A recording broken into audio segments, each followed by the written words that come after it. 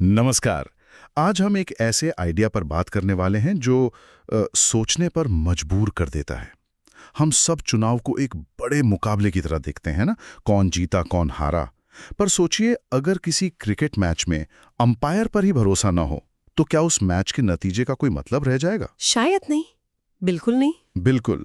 तो आज के हमारे सूत्र यही कहते हैं कि लोकतंत्र का मतलब सिर्फ चुनावी मुकाबला नहीं है, बल्कि उस मुकाबले को कराने वाला जो अंपायर है, मतलब जो हमारा प्रशासनिक सिस्टम है, उसकी निष्पक्षता भी उतनी ही जरूरी है। सही बात है। तो आज हम इसी की गहराई में उतरेंगे। भारत के चुनावों के संदर्भ में हम ये समझने की कोशिश करेंगे कि ये निष्पक्षता इतनी अहम क्यों है और वो कौन से इंतजाम हैं जो इस भरोसे को बनाए रखते हैं। तो चलिए इसे खोल कर देखते हैं। हमारे सूत्र कहते हैं कि चुनावी वैधता, या कहें कि नतीजों को मिलने वाली असली ताकत सिर्फ बहुमत से नहीं आती। हाँ, ये बहुत जरूरी पॉइंट है। वो इस बात से आती है कि पूरी प्रक्रिया निष्पक्ष थी या नहीं। भारत में इसका क्या मतलब है? देखिए, ये सवाल ही सारी बहस का केंद्र है। भारत में इस भरोसे की नींव आप कह सकती हैं 4 बड़े स्तंभों पर टिकी है। 4 स्तंभ? ठीक है, चलिए एक एक करके समझते हैं। हाँ, तो पहले 2 स्तंभ तो नागरिकों के मतलब बुनियादी अधिकार हैं। पहला है कानून के सामने बराबरी, हमारा संविधान का अनुच्छेद 14। अच्छा। इसका सीधा सा मतलब है कि हर वोटर और हर पार्टी के साथ एक जैसा बर्ताव हो, किसी के लिए नियम तोड़े मरोड़े ना जाएं। और दूसरा स्तंभ सभी को वोट देने के अधिकार से जुड़ा होगा, है ना? बिल्कुल, सभी को बिना भेदभाव वोट देने का अधिकार, यानी अनुच्छेद 326।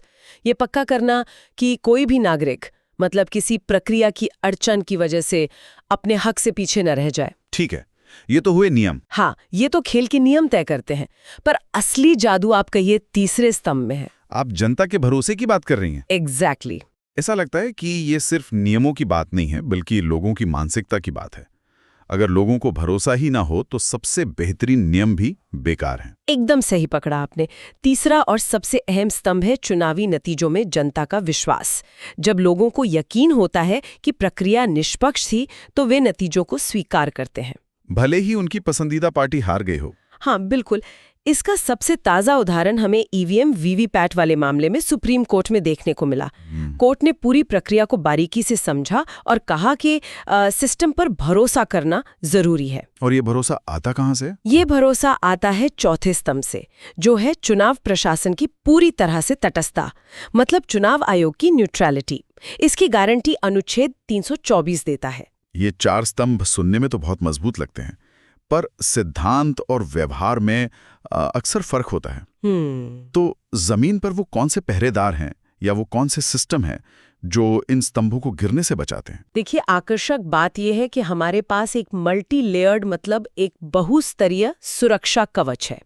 सबसे पहला और सबसे बड़ा पहरेदार है चुनाव आयोग की अपनी आजादी, उसकी स्वतंत्रता। हाँ, उसे इसीलिए बनाया गया था कि वो सरकार की किसी भी दबाव से मुक्त होकर काम कर सके। इसी को लेकर हाल ही में सुप्रीम कोर्ट का एक बड़ा फैसला भी आया था। आप अनूप बरनाल केस की बात कर रही हैं। जी हाँ, कोर्ट ने कहा कि अब से चुनाव आयुक्तों को सिर्फ सरकार नहीं चुनेगी, बल्कि एक कमेटी चुनेगी जिसमें प्रधानमंत्री, विपक्ष के नेता और भारत की चीफ जस्टिस शामिल होंगे, ताकि नियुक्ति की प्रक्रिया में किसी एक पक्ष का दबदबा न रहे। बिल्कुल। अच्छा, दूसरा पहरेदार है हमारे नियम आधारित कानून, जैसे कि जन प्रतिनिधित्व अधिनियम, रूल बुक की तरह। हाँ, ये एक तरह के रूल बुक है जो वोटर लिस्ट बनाने से लेकर वोट गिनने तक हर चीज का तरीका साफ साफ बताती हैं, ताकि कोई अपनी मनमानी न कर सके। और अगर कोई मनमानी करने की कोशिश करे भी तो फिर अदालतें हैं। निश्चित रूप से अदालतों की निगरानी हमारा तीसरा सुरक्षा कवच है।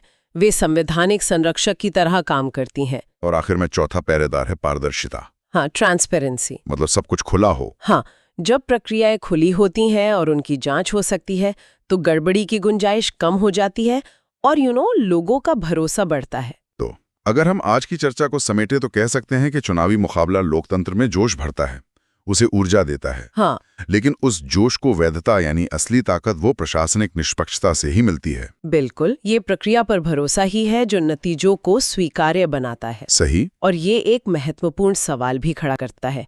हमारे सूत्र इस बात पर जोर देते हैं कि इन संस्थाओं को लगातार मजबूत करते रहना जरूरी है। तो सोचने वाली बात यह है कि अगर जनता का भरोसा ही सब कुछ है तो भविष्य में हमारा अगला कदम क्या होना चाहिए, जिससे ये चुनावी प्रक्रियाएं एक आम नागरिक के लिए और भी ज्यादा पारदर्शी और समझने में आसान बन सकें।